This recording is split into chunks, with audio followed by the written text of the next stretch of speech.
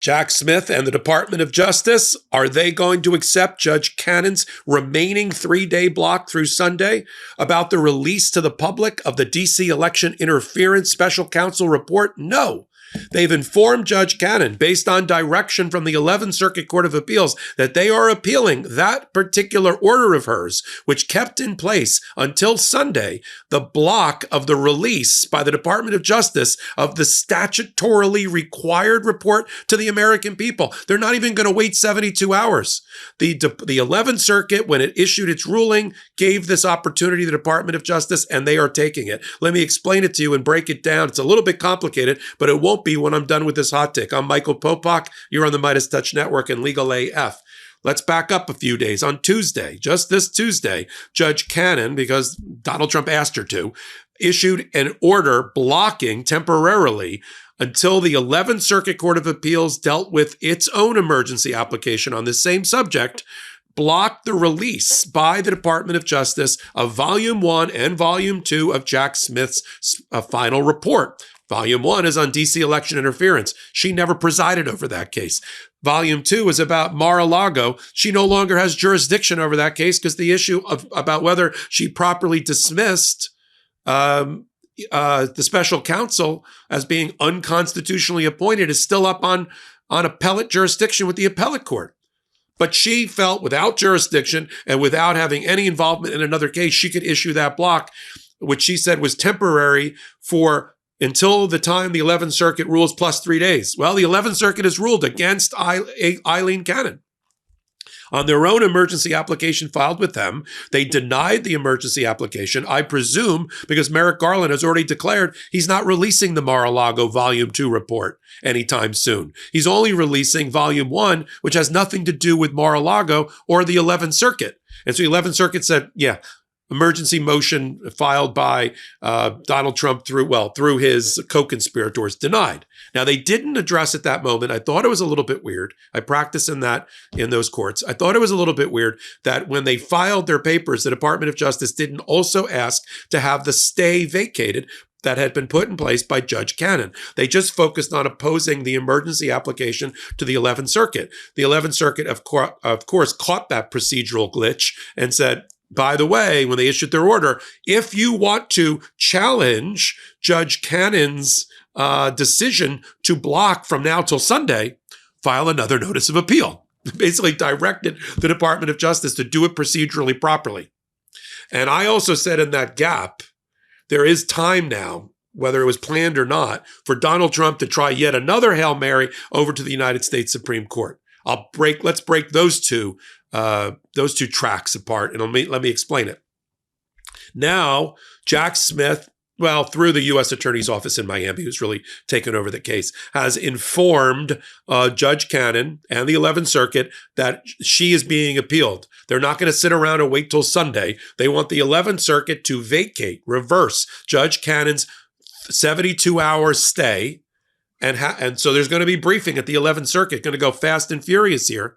And then from there, it's going to go, I'm sure, sometime maybe later today or tomorrow, they're going to lift that stay.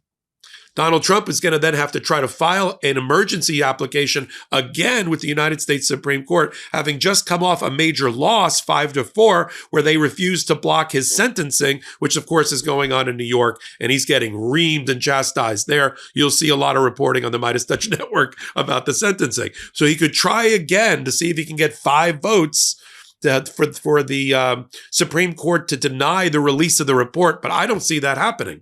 So you've got the 11th Circuit appeal going on with a new filing by Jack Smith to get rid of the 72-hour block by Judge Cannon, while Donald Trump, I'm sure his lawyers are working around the clock to try to file a 30 or 40-page brief with the United States Supreme Court. So this is going to be a fast-moving story. Tune back into Legal AF and the MeidasTouch Network for updates. This is going to be like hourly updates, because if I'm right, this notice of appeal to the 11th Circuit is going to trigger a very quick briefing schedule that the 11th Circuit is going to order, like in hours, where they're going to try to resolve this because Sunday is fast approaching. So I think it's going to be fully briefed by Saturday, and they're going to make a ruling on Saturday. And some people might be wondering, what's all the commotion? Why not just wait till Sunday? because you have to challenge improper procedural decisions. You can't let them lie. You can't create bad law behind it for future cases. And every day justice is delayed is justice denied. It's time for the American people to hurry up and get that report in their hands. It's obvious that Jack Smith and Merrick Garland knew that they were never going to be able to release the Mar-a-Lago report. Let me just manage expectations. We're never going to see the Mar-a-Lago report, ever. That was the sacrificial lamb. That was the feint. That was the fake in order for them to throw the long ball and get the DC election interference report into the hands of the American people. Because the Mar-a-Lago report is tied to an existing case that's still going on that will be dismissed after Donald Trump becomes the president and Pam Bondi becomes the attorney general. We'll never see that report. DC election interference, we want our hands on that. Gimme, gimme, gimme. The start of a new year is the perfect time to get organized, set goals, and prioritize what matters most. For me, a top priority is my financial wellness, which feels more important than ever now that I'm going full-time with my media work. And I've opened a new law firm. Thanks to Rocket Money, my goals feel achievable. They show me all of my subscriptions right in one place and help me easily cancel ones that I forgot I've been paying for. Rocket Money also pulls together all of my spending across all of my different accounts so I can clearly track my spending habits and see where I can cut back. Let me give you an example of Rocket Money in my life.